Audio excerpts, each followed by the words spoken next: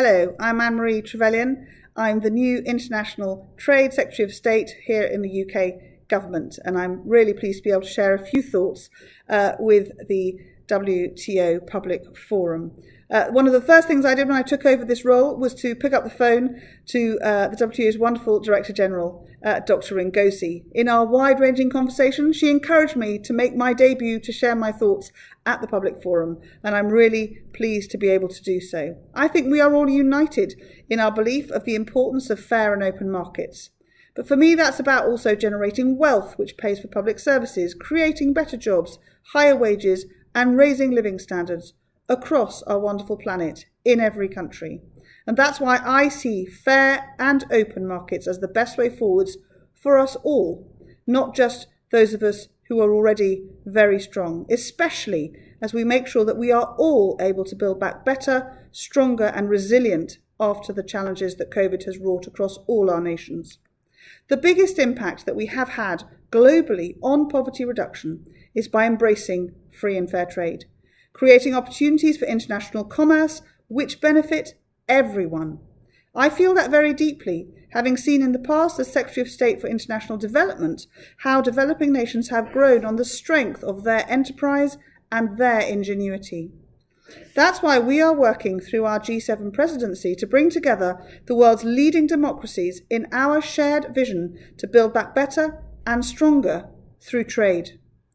The UK will also be rallying a global coalition as hosts of the COP26 Climate Change Summit, where we hope to pave the way for a sustainable recovery.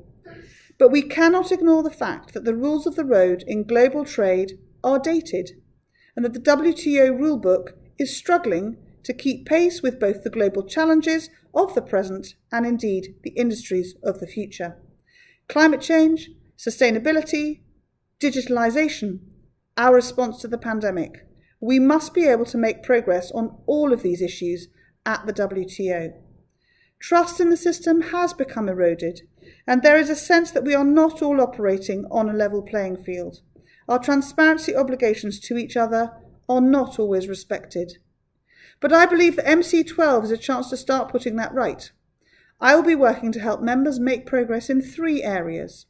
Firstly, promoting the better functioning of the WTO by getting the negotiating function working again. So I'm delighted about the very positive developments in the Joint Statement Initiative on the domestic regulation of services. I sincerely hope that we can now reach a successful agreement on this at MC12. Better functioning also means finalising the long-standing fisheries negotiations. We also need to get the dispute resolution system back on track. Secondly, modernising the rules that exist in areas where we want to do more, like health and the environment, and establishing rules in new areas like e-commerce and women's economic empowerment. And thirdly, of course, promoting free and fair trade, which means tackling market distorting practices and making sure that members take on obligations commensurate with their size and level of development. And that is, I absolutely admit, quite an agenda, but I'm also realistic that what we can achieve at MC12 is really impressive. But that's the direction we therefore must head in, and through MC12 and of course beyond. The approaching ministerial conference is an ideal moment for us to reflect on the need to address those challenges in ways that are inclusive, flexible and transparent, and which deliver the results that I know all of us as members wants to see, and I'm really looking forward to working together to achieve that. Thank you.